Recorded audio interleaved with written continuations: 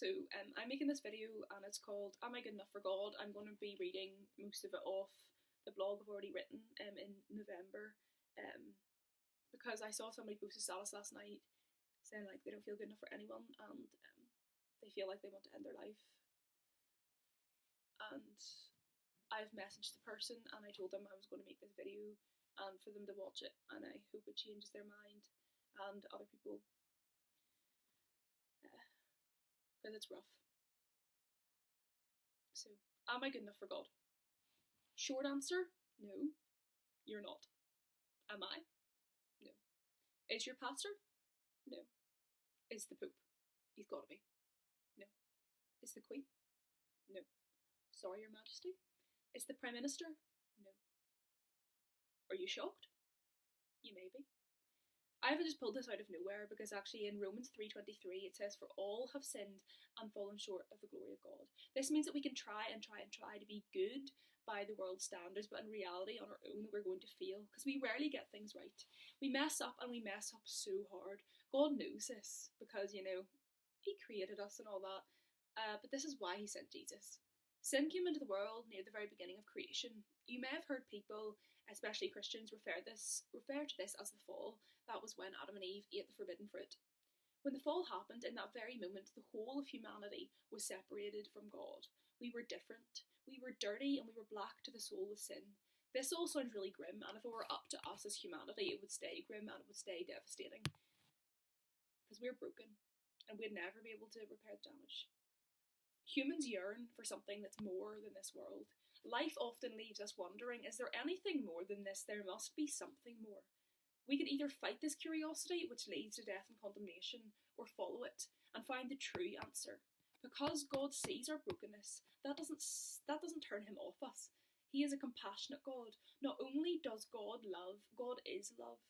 One of my favourite quotes ever is, "If Christianity is a psychological crutch, Jesus Christ came because there was an epidemic of broken legs." The cross bridges the gap between us being separated from God and us being with Him. God made us to love and to be loved, but when we don't choose Him and we turn to our own direction, that's when we shake off true love. To me, this is so painfully ironic. On our Instagram and our Facebook pages, we ourselves and our friends post about love, they post about friendship, about relationships, love in general. But without God, love wouldn't exist. Nothing good would exist. People fight for this love and seem to want to do anything to find it, apart from find it. They choose to deny it. Our hearts were made by God and they were made to discover Him, and He wants a real relationship with you. Yeah, you. You who is broken, you who is a sinner, you who feels like their world is crashing. God sent Jesus so that we didn't have to be good enough. Jesus is our one hope of being made good enough. That is a long process, but once we give our hearts over to Jesus, that's where life begins. I wonder if you've ever heard of the term washed by the blood. Again, this sounds really grim, probably sounds cultish. It sounds really odd, but let me explain. Imagine this, okay? So you and your best friend are having a wee chill night at home, watching a few movies, getting the Netflix on.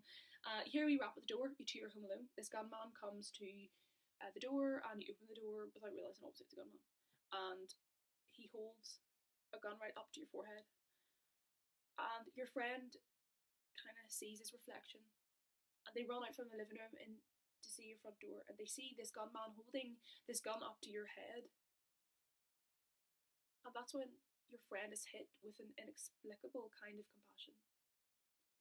They stand out in front of the gunman and say, "Shoot me instead. Take my life. Let me suffer and die because I love them too much to see them die."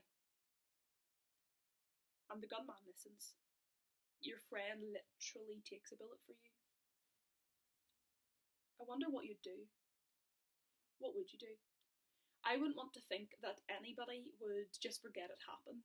I wouldn't want to think that anybody would just go, "Meh, that was nice of them," and just go on living their lives as if nothing had happened. If you weren't overcome with thankfulness every single day due to your friend's act of utter selflessness, then I don't know. Jesus actually did the same. He died for us because He loves us beyond words, even without meeting us. Because of his blood shed on the cross, we are cleansed of our sin and God looks upon us as perfect, when we most definitely are not. We are not good enough, no one is, but there is hope, and that's where this video is going to lead. And whoever calls upon his name will be saved from death and evil. Whoever, meaning the committed Muslim who turns away and instead seeks Jesus, the Jew who previously denied he was the Messiah, the mass murderer, the rapist. Forgiveness is welcome to anybody by God. Because in reality, we are all the same as each other. We are so flawed. Another question I want to ask you. Are you too bad for God? No. Nobody is outside of his love. Romans 10:13 says, whoever calls upon the name of the Lord shall be saved. So, thanks very much. Sorry it's a little bit long, but I hope and pray that this has hit somebody. I'll link that blog down below so that you can read it over again. Thank you.